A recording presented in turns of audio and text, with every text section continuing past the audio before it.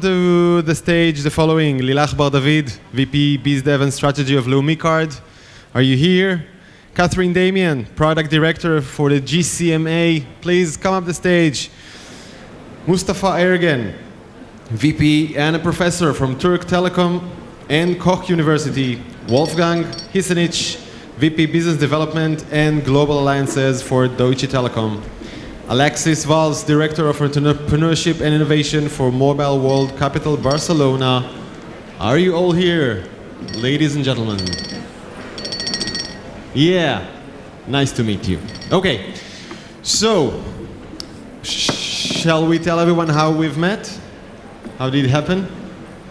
I mean, I sent everyone a mail. Hey guys, they want us to talk about mobile disrupt. And everybody was like, like what? What does it mean? So I tried to give some directions, and I think everyone took it to their own places. And then we got to understand, I think all of us, how wide that might be. And we still want to enjoy, I think, each and every one of yours own perspective about that. So could you start, please, with just representing yourself, maybe with a few words? Here are your mics. Sure. Wolfgang Hisserich, I'm in charge of Group Business Development and Venturing. What I do is that for Deutsche Telekom we have a team. Actually, we have three combined. One is in Israel, and together with my colleague and friend Guy Horowitz, we did found Deutsche Telekom Israel about 6 months ago. We are here in this country since 10 years in Beersheba, and we thought it's about time that we do something. I run a B2B team, a B2C team, IT comms, and some alliance activities. And why we do this, we are scouting for partners globally with some focus and try to be disruptive in our own organization, which is sometimes quite hard. Just this morning I had to answer some question, why aren't we eating our own dog food? I was asking, what's that? Why don't we use our media center? I ask what about Dropbox and the others, so I'm often not that popular, but we keep trying. Hi everybody, my name is Lilach Bar-David and the VP of Business Development and Strategy in Lumicard. Within my organization, I'm in charge of a team creating new opportunities for us in Lumicard, especially in the area of digital innovation, the digital wallet, applications, P2P payments, everything in the payment business. Hello, my name is Mustafa Ergen. I am a VP in Turk Telecom, which is the fixed incumbent and mobile operator. And my other head is a professor in Koch University. I am leading the incubation center. I can tell that mobile is the child of mobile operator, what's destroying their business plan. Maybe I would like to comment on that in both perspectives. Hello, my name is Kathrin Damian. I work for the GSMA. Who of you knows the GSMA? Okay. That's nice. I have to work on that. So, because I know some people here don't know the GSMA. So we are an association of mobile operators in 200 countries or over 200 countries, right? Around 800 operators like Deutsche Telekom, Telekom, Vodafone, Telefonica, they're all members. And who knows the Mobile World Congress in Barcelona? I think we have to work on that, because Barcelona is great, and there you can learn about mobile services. So what we're doing is we're doing initiative about regulation, about roaming, but we also do mobile phone development, and I work in the field of personal data. So we want to make it easier for users to access websites. Instead of a username, you can use your phone number and your mobile phone as an authentication tool. So this is what I'm doing. Hello everyone, I'm Aleix Valls. I'm in charge of the Entrepreneurship and Innovation Program of Mobile World Capital in Barcelona. You were asking how many of you have been in Barcelona? I have more unique users than GSMA, I think. Then I don't have to speak on the brand of Barcelona, but yes, about what we do in Barcelona. I'm responsible for an acceleration program for mobile-based startups. We accelerate 30 startups per year. We are looking for disruptive mobile, whatever that means, because disruptive is really trendy and mobile is everything. Then that allows to me a lot of freedom to look for the best talent from Europe, Israel mainly. And the other thing is in collaboration with GSMA, we put in place the event, the Mobile World Congress, that never have been there. Is a meeting place of the industry the first week of March in Barcelona. Just to understand the size of the event is 42 football fields in an analogical wall, the way to understand the event. And the other way around, I also responsible for an event, it's called 4 years from now. It took place first time last year as an event just for entrepreneurs, investors, to look for critical mass during Mobile World Congress to be able to meet and share ideas and how will be our world in 4 years from now due to the mobile disruption. All right. So you know what? I'll take it to my field if that's fine with you guys, just for now, just as a starter. We've been talking in the news quite a lot about the new Apple launches, of which I think what captured the mind the least was the iPhone, right? We don't care about that so much anymore. We will speak about the watch in a minute and about wearables in general, but maybe we should start with the Apple Pay. What do you say? Is Apple Pay the disrupt that was needed to move payments, cellular payments on forward? Yeah. Yeah, it's an open Well, discussion. yeah. Everyone can grab a mic and just... I think for us in the payment industry, it was a very interesting week. So we have been investigating and investing in technology, in NFC technology for a long time, but without the whole ecosystem doing things, it was coming on slow. And after seeing Apple declaring that they actually believe in the technology, believe in the payment, believe in the model, we are now very happy that we actually think that the change will happen very soon. And as you all know, Apple, whatever Apple does, it takes, you can see in the mobile, in the security, in the content, in the music. When they build the product, they are very reluctant on the ecosystem, the experience, the customer, and so on. And they have built a beautiful product, taking consideration of all of the parties, the banks, the credit card companies, the consumer, the retailers. It's for online, it's for offline. So we think that in an industry that 20 years or so you're doing the same payments as you did before, we are going to have a change. Lilach, did you watch the launch, the event itself? In live. It wasn't that clear, but in live. You watched it? Yeah. Everybody was watching it in my company. What kind of feel were you getting from Mr. Cook when he was showing off his new Apple Pay? That they know how to do marketing. Because many other people, I think, felt that they were like, hey, credit card firms, bam, we're going to kill you.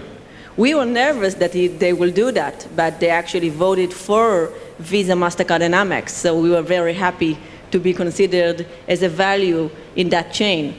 So everybody was so excited because they say, hey, the ones that know the industry know that there is no new technology there. The technology was here for 5 or maybe 10 years ago, but they know how to do it. And when they build a product, they build the right one. So we were very excited. You know, it may remind someone a few years ago when they started to offer mobile content in a much more broad way. The operators felt that, well, wonderful, now we have more products to sell, and only later they figured out that Apple actually took the content market away from them, and no one cares about the content that the carriers have to give anymore, because everyone takes it straight from Apple. So, you know, maybe now they seem like a partner, but actually they're going to compete with you. Maybe. Well, I have a question more from user side. I mean, now that Apple got hacked with the iCloud, I'm not sure if they want to give them my credit card information. I mean, iCloud could be cracked. Like, how can I make sure that my credit card information are safe when I use Apple? To be honest, at the moment, as a user, only user perspective, I'm not really sure. Maybe someone else has the answer how I can, how this is secure enough. As an operator perspective, I can comment that the Apple is the only company we give our credit card willingly. So we don't want to give it to Facebook. We don't want to give it to Twitter. Twitter doesn't ask anymore, but Google. We gave our credit cards to Apple in the beginning, so they force us.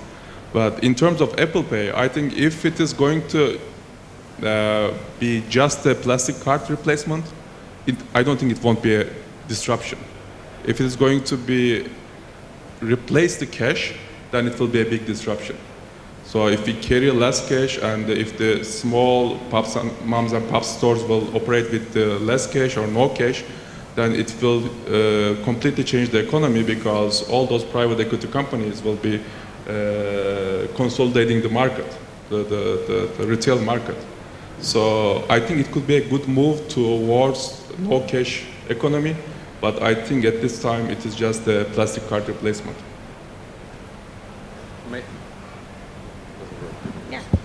Better. When we as Deutsche Telekom, and we are an operator group, we have 11 countries in Europe, Central Eastern Europe, and then T-Mobile US, started to go into payment like every big operator. We wanted to do it ourselves. We thought we had the power in the market to do the consolidation. So we actually bought companies, we set up a business unit, we hired people from the banking industry when we were able to afford them, but we did.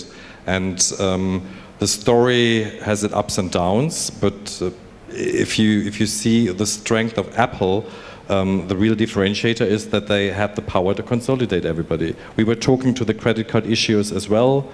They themselves are setting up stuff, but I think that was needed. Of course, the solution will be probably very flawless and very beautiful, but the real differentiator, what they brought to the market, was the white spot, what was needed, the big consolidation of all the fragmented players to make a holistic solution.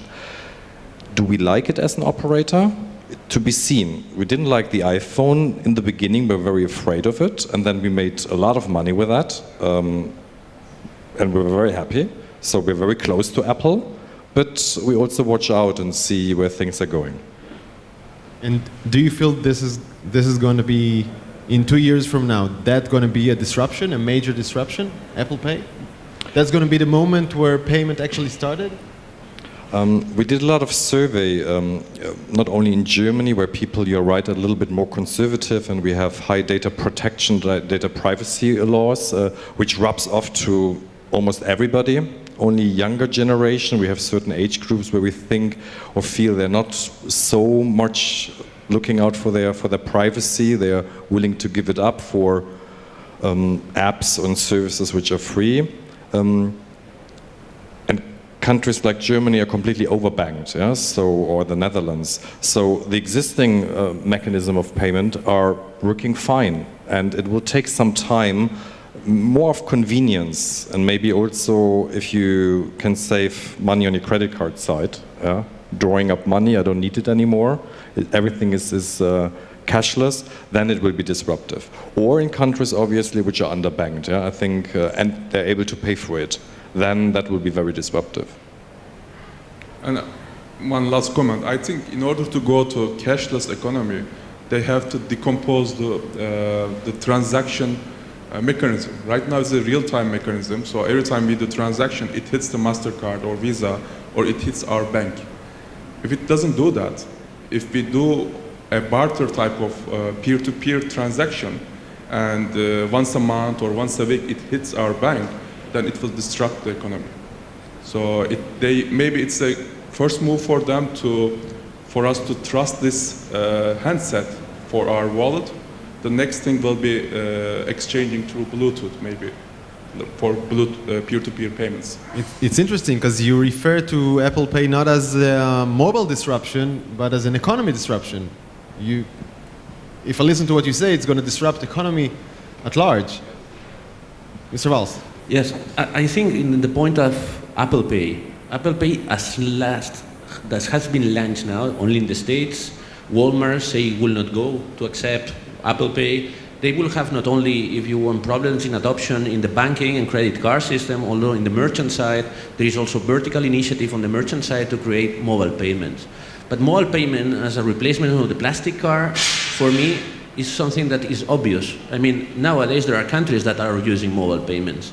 The concept is the decentralized economy, the peer-to-peer economy, the way that you replace all the value chains. And here is when this is how we see so many times taking traction to NFC technology on the place for 10 years. is SIM-based. Where is the secure element? Who is going to validate the transaction? Depends where the secure element is based, all the value chains change dramatically. The telco operators can get into the business of payment if the secure element is in SIM-based. If it's cloud-based, who is on the business? If the secure element is in the telephone, as Apple is proposing, the handset manufacturer is able to enter to the mobile payment. That completely transformed the value chain, and this is the real disruption. The moment that we will see big players completely reordering the ecosystem and the landscape. This is the real disruption that has to come. And nowadays, Apple Pay is really far away from that. It's just, if you want, it's a plastic digitalization or mobilization of credit cards. It's another proposal. I think that in the next 5 years, you really have to see real disruption in banking consumption, really based, for example, in peer-to-peer economy, alternative currencies, way to create another way to manage cash. Because what is cash? Cash is a way to exchange, to trade. And this is what mobile can help us. Not just to, if you want, transform into mobile something that nowadays, they are so difficult to tap your credit card. They are so add value in the user experience to use your mobile phone instead of your credit card. No, but I think Mustafa was referring to that when he said Apple Pay will really boost up when it will replace cash money, not credit cards. But if I understand correctly what you say, this is not what we were waiting for. This is not the real disruption. The real disruption still awaits in the future. What will it be?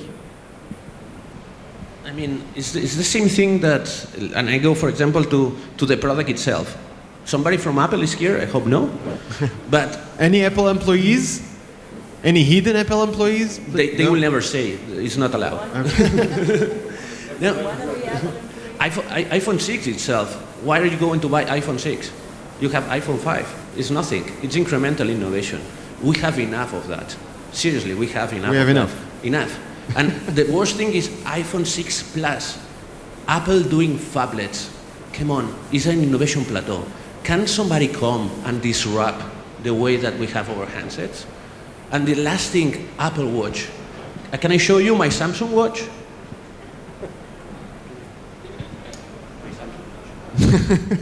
Yeah. Can somebody take a picture of that? And I was really surprised when I was looking at this watch, and I thought, okay, then I can use the watch and I can go running and hear my music and maybe even get some messages. But I need my phone close to the watch, and I mean, it doesn't make better when it looks nice, like the shiny stuff. I'm a tech girl. I want something which is working, and it's like when it's not having a SIM in it, then when I can't use it as an MP3 player away from my phone, then I don't really understand the sense of it. Maybe I don't get it, but I don't really see the value of it. It's only a watch, and it's the same like the Samsung watch, and like it's not something new. I waited for something different. And they really should work on the user experience again. Before, they really made great products, but they really should follow more the user and make better user design again, because that's what I expect from Apple. I think when you're looking at Apple and the amount of users that they have, they are starting from some point.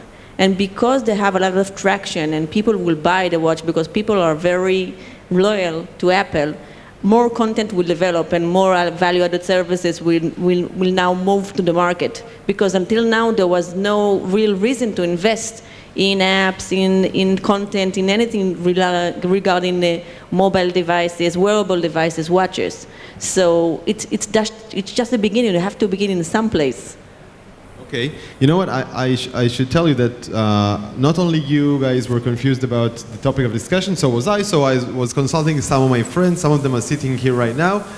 And I think the most interesting notion was, hey, when do smartphones get killed? That's enough with that. Just as you said. And so we were looking at Apple Watch. You don't like it so much. You're not impressed by it. What do you guys say?